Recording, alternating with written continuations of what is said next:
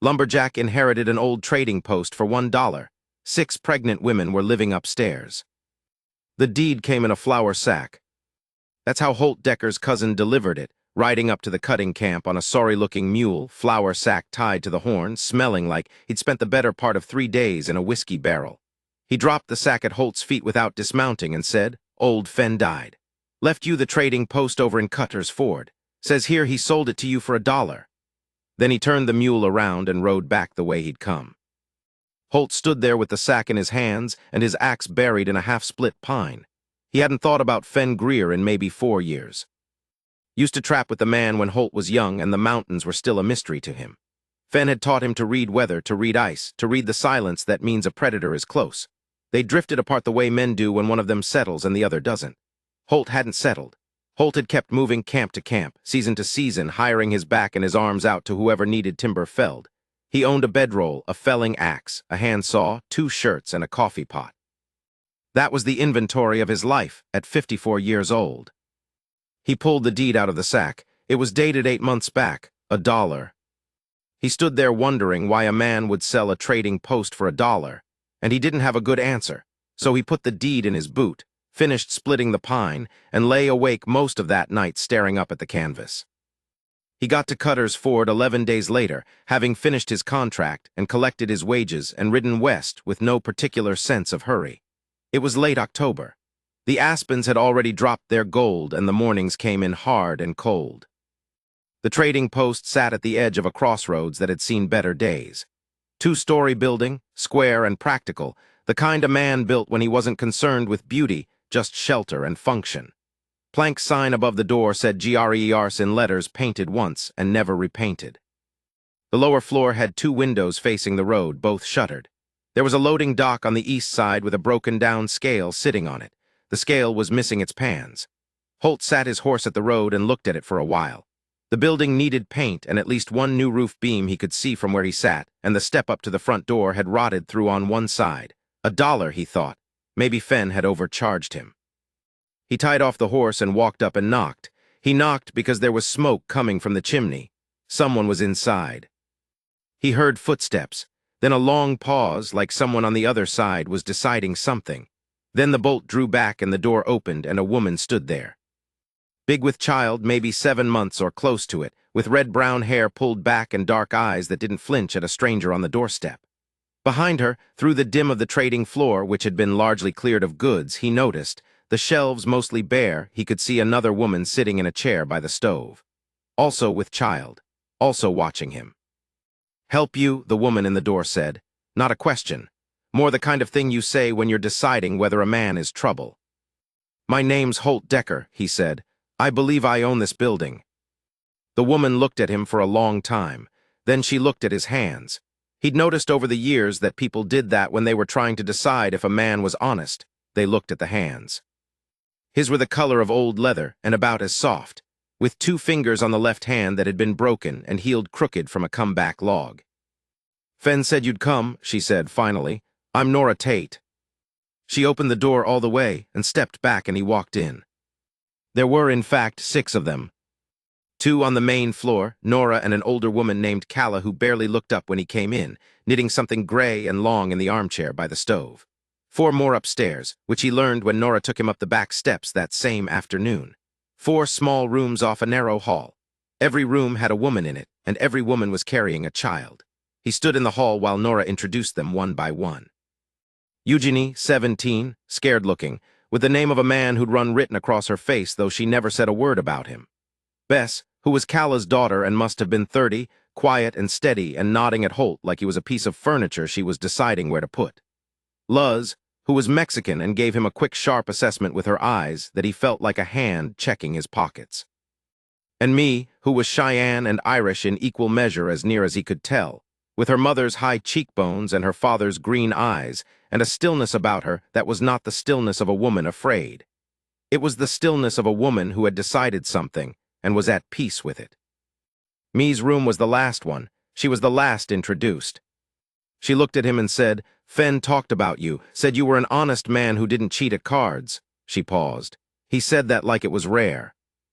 "In some company," Holt said, "it is." She almost smiled, almost.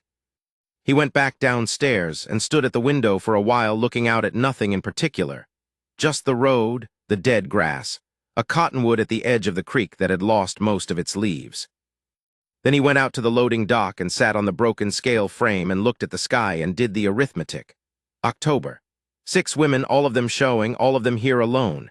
Nearest town of size was Harlan, which was 3 days' ride in good weather. The pass would close in a month, maybe 6 weeks. He'd seen what the winters were out here. He'd cut timber in these mountains for 4 seasons, and he'd watched men die of less than what the cold could do to a woman trying to birth a child in February with nobody around who knew anything. He didn't decide anything that afternoon. He just sat on the broken scale and looked at the sky, and when he went back inside, he told Nora he'd sleep in the storeroom off the back, and they'd figure the rest out in the morning. She looked at him like she was waiting for the other thing, the condition, the caveat, the trade. Men don't just sleep in storerooms and figure things out. "What do you want for it?" she said. "Nothing," he said. "I want coffee in the morning, that's all." He was up before light. He'd slept on a grain sack on the storeroom floor, and it was cold enough that he could see his breath when he woke. He lit the small lamp in the corner and sat there for a minute getting his bearings, and then he got up and started a fire in the kitchen stove, which was big and cast iron and better than he'd expected. Somebody had kept it clean. He found coffee in a tin and put a pot on and went out in the gray morning to look at the building from the outside. The roof was the first concern. There was a section over the east end, above 2 of the upstairs rooms, where the boards had come loose and he could see daylight in 2 places. He found old shingles stacked in the linta behind the building, not enough, but enough. He found a hammer and a bag of nails. He found a ladder with 1 broken rung that would have to do. He hauled everything around to the east side and was halfway through the repair by the time the sun was fully up. Nora came out and stood in the yard with her coffee cup and looked up at him. "You're fixing the roof," she said. "Yep. You don't have to." "2 of those rooms are going to flood first good snow," he said. "Who's in those rooms?" "Eugenie and me." "Then yes, I do." Nora went back inside. He kept working. He stayed that day and the next, and then he stopped counting the days. There was always something to be done, and he knew how to do most of it. He split wood every morning, a good 2 hours with them all, building the pile against the south wall of the building until it was stacked head-high and 8 feet long, and would last them into February. He repointed the chimney where the mortar had cracked and gone to powder. He replaced the rotted step and shored up the sagging section of the loading dock and rehung the east shutter that was coming off its top hinge. He rode to Harlan for supplies, which took him 4 days round trip, and came back with a mule load, cornmeal, dried beans, salt pork, coal oil, a bag of sugar, 2 bolts of wool flannel, and a crate of canned goods. And when he unloaded it all into the storeroom, he stood back and looked at what was there and started a list in his head of what else they'd need. He wasn't a man who talked much. The women, he noticed, didn't require him to. Nora ran things on the inside and he ran things on the outside, and they crossed paths mostly in the kitchen briefly and got along fine. Calla treated him like a fixture, which he found comfortable. Luz watched him with those quick eyes of hers, and every few days said something dry and precise that let him know she missed nothing. Bess brought him coffee without being asked. Eugenie mostly stayed in her room, which he understood. He didn't push. Me came down to the kitchen every morning around the time he came in from splitting wood. He didn't know if it was deliberate, that timing, and for the first 2 weeks he didn't think much about it. She would make tea. She had her own tin of something, herbs he didn't recognize, the smell of it sharp and green, and she would sit at the far end of the table, and he would sit at his end with his coffee, and sometimes they talked, and sometimes they didn't. She was in her 8th month by his reckoning. She moved carefully, with that particular economy a woman gets when her body has become something she has to navigate rather than inhabit. One morning, it was maybe 3 weeks in, first real snow the night before, half a foot that had turned the yard white and made the world quiet. She looked at him over her tea and said, "You're not what I expected." "What'd you expect?" "Someone who'd figure out how to get rid of us." He poured the last of his coffee and set the pot back on the iron. "Where would you go?" She looked at him steady. "That's not your worry to have." "No," he said, "but I'm having it anyway." She was quiet for a moment. She had a way of being quiet that didn't feel like absence. It felt like she was listening to something just below the surface of the air, deciding if it was worth saying. "My husband died in June," she said. fell on a trail drive. By the time I knew what was coming, she moved one hand slightly, indicating herself, there was nobody. She said it plain, the way you say the things that have already had time to settle. Fen let us stay, all of us. Different reasons, each one of us, but the same situation in the end. Holt thought about Fen, about a man who had lived alone for 30 years and at the end of it had done this one particular thing, let 6 women make a shelter out of his building. He wondered if Fen had known what he was doing when he put Holt's name on that deed. He thought probably yes. Good man, Holt said. Yes, me said, he was. Eugenie's baby came first. It was November, 3.5 weeks after Holt had arrived, and it came fast, faster than any of the women had expected. He was on the roof of the Linta making a repair when he heard the sound. A sound he'd heard once before in his life and never forgotten. And he came down the ladder and inside, and stood in the hall outside Eugenie's room while Calla and Nora and me worked inside, and Bess stood in the doorway passing things in and out. He stood there because he didn't know what else to do, because he was big and his hands were good for specific things, and none of those things applied here, and because someone needed to be standing in that hall in case something went wrong that required different hands. It took 4 hours. The baby was a boy and he came out crying hard, which Calla said was the thing you wanted to hear, and when Nora opened the door and told Holt it was done and they were fine, he was surprised to find that his hands were shaking slightly. He went out to the loading dock and stood in the cold for a while. Me found him there 20 minutes later. She stood beside him, not touching, looking out at the dark. Her breath made small clouds in the cold air. You stayed in the hall, she said. Didn't know what else to do. That was the right thing, she said. Having a man there who wasn't going to run, that was the right thing. He didn't say anything. She stood there a moment longer and then she went back inside and he followed. The winter came down hard in December. Not just cold, the kind of cold that has weight to it, that presses on a building and finds every gap and crack and works its fingers in. Holt spent 2 weeks going over the building stem to stern, methodical, corner to corner, plugging gaps with oakum and rags and fresh mortar, hanging the heavy curtains Luz had sewn from the wool flannel he'd brought back from Harlan. He cut and stacked more wood. He rigged a rope line from the back door to the outhouse so no one would lose their bearing in a whiteout, which in these mountains was not a hypothetical. He'd seen 3 men die that way, wandering 15 feet from their own doors. Bess had her baby in early December, a girl, healthy. Luz's son came 4 days after Christmas. Me watched Holt's face each time. He didn't know she was watching until later when she told him. You looked the same each time, she said, like a man settling something in his mind. Was I so obvious? Not to them, she said, to me. He thought about that. Her time was coming. He knew the arithmetic and he found himself doing it without meaning to, going through the days, counting forward, looking at her when she moved around the kitchen to see how she was carrying herself. He didn't say any of that. It wasn't his place to say. But she noticed him noticing, and one evening when the others had gone up and they were the last 2 at the table, she set down her tea and looked at him and said, I'm all right, Holt. It was the first time she'd used his name. I know, he said, but I'm glad you're here. She said it plain, no performance in it, no elaboration, just a thing she decided to say and said. He looked at his coffee cup. He was not a man who knew what to do with that kind of thing. His marriage had lasted 2 years and ended badly, and after that he'd kept to himself for 20 years and it had suited him. He knew how to fell a tree and read ice and figure the load capacity of a bridge or a floor or a roof beam. He did not know what to do when a good woman said she was glad he was there and meant it down to the bone. I'm glad I came, he said finally, which was not nothing.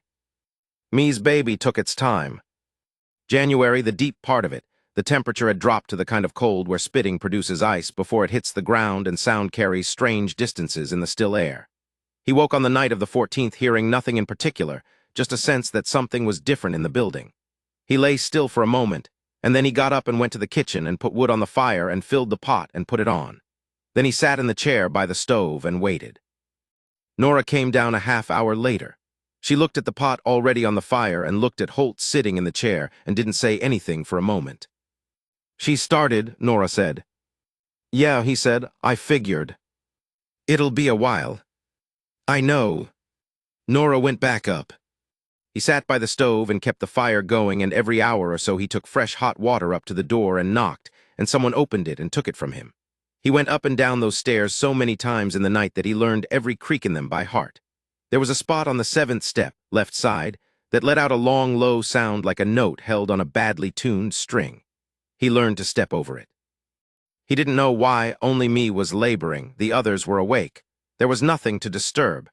But he stepped over it each time anyway, careful and deliberate, because it was the middle of the night and a woman was in pain upstairs, and it seemed right to move quietly.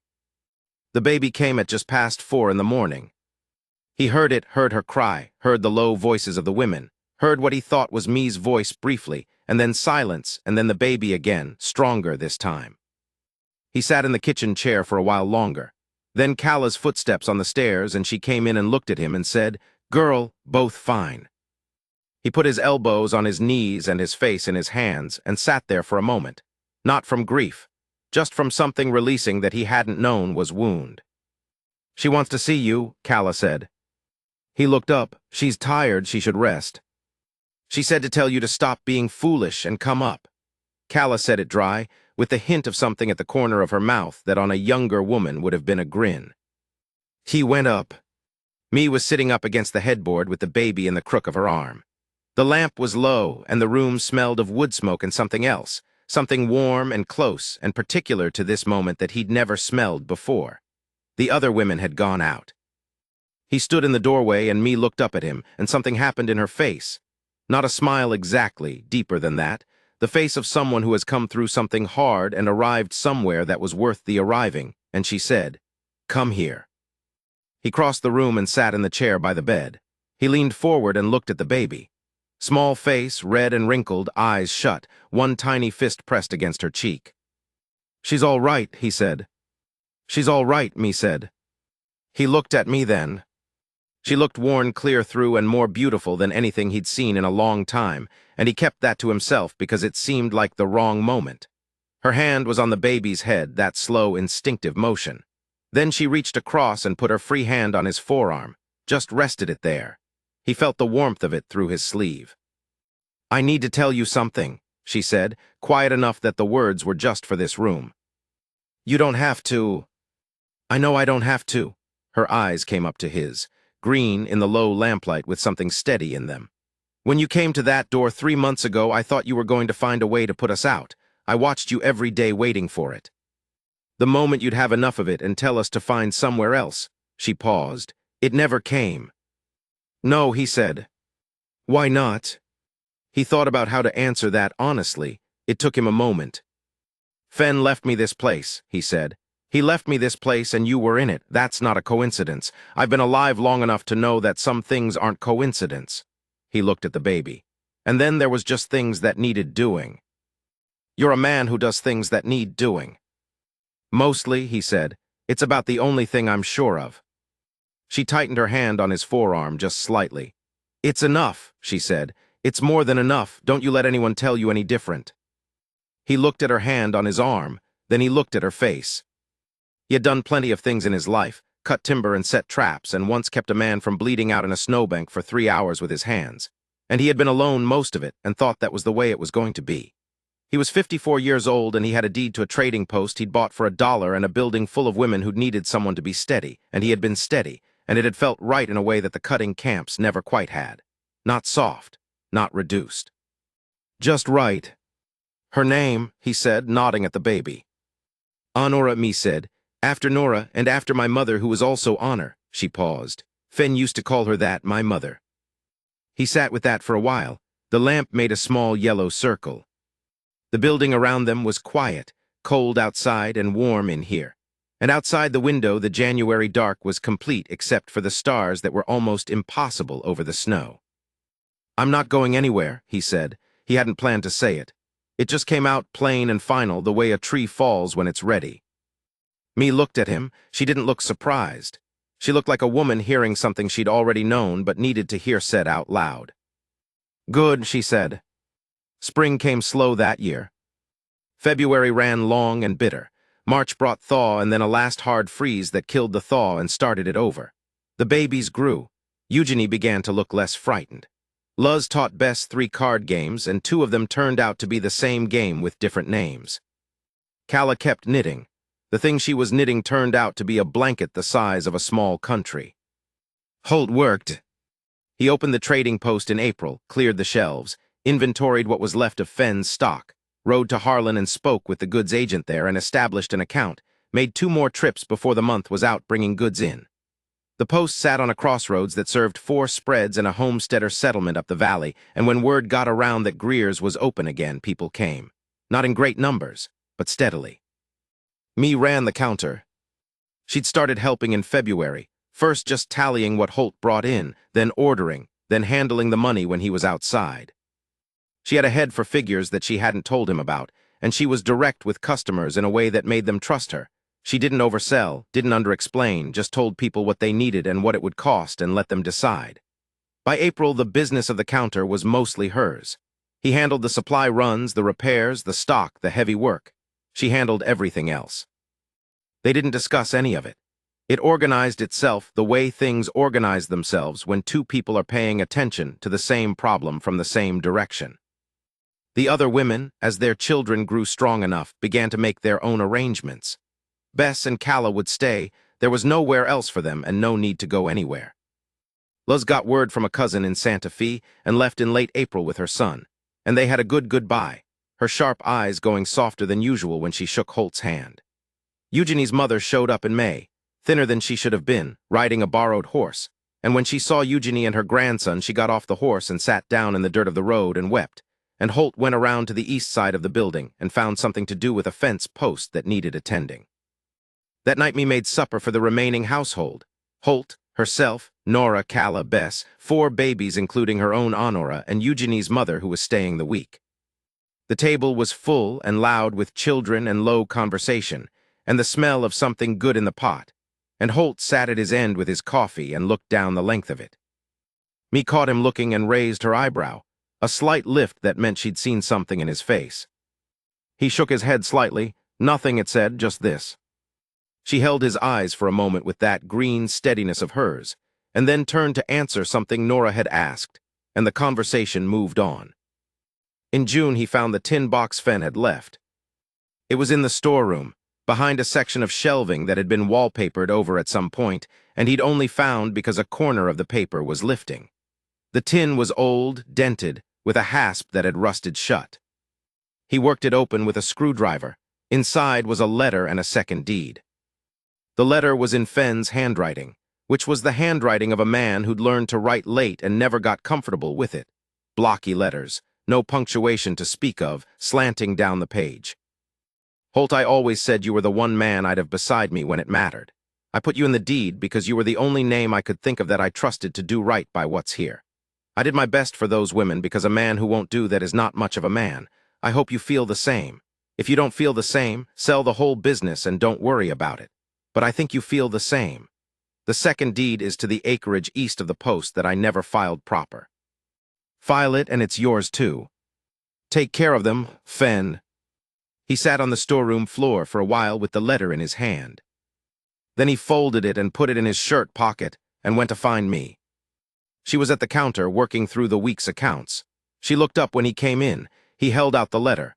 She read it once, then again, then set it down on the counter and looked at it. He knew, she said. Yeah. He knew you'd come and he knew you'd stay. Holt thought about Fenn, about the old man's stillness on a trapline, about the particular way he had of handing a man something without ceremony, just setting it in the palm and letting go. He thought about $1 and a deed and a building full of women and a winter that could have gone a dozen different ways and hadn't. He was a good judge of character, Holt said. Me picked up the letter and handed it back to him. So am I, she said. She said it plain, no performance. Just the fact of it, laid down like a good board, level and true. He took the letter and looked at her, and she was looking at him with those green eyes, and her hands were still, and she was not a woman who needed anything from him at this moment. She wasn't asking, wasn't waiting. She was just telling him what was true, because she'd decided it was time. Me, he said. I know, she said. I know you're not a man for a lot of words. You don't need to. He reached across the counter, and she put her hand in his rough palm to rough palm, and he closed his fingers around it. They stood there like that for a long moment in the quiet of the trading post, the afternoon light coming in low through the west window, the sound of children somewhere outside, the counter between them with its ledger and its small stacks of coin. Then Honora made a sound from the back room, not a cry, just the restless sound of a baby waking up, and me squeezed his hand once and let go and went to her daughter. Holt stayed at the counter a moment longer. He looked out the west window at the land. The east acreage Fen had written about was meadow mostly, with a creek running through it. He'd looked it over in April and thought it was good land, the kind that held water well into dry season. He'd filed the deed on Monday when Holt's Ford's land agent came through. He thought about what it would look like in a few years. He thought about what a man could build on good land with his hands and enough time. He found he wasn't afraid of that thought. He found it sat easy on him, the way certainty does when it's real, not something you've argued yourself into, just something that's been true for a while and you've finally gotten around to recognizing it. He went out to the loading dock to see about the sagging board on the south end he'd been meaning to fix all week. Above him, me was singing something quiet to Honora in the small room above. He couldn't make out the words. He didn't need to. He picked up the hammer and got to work.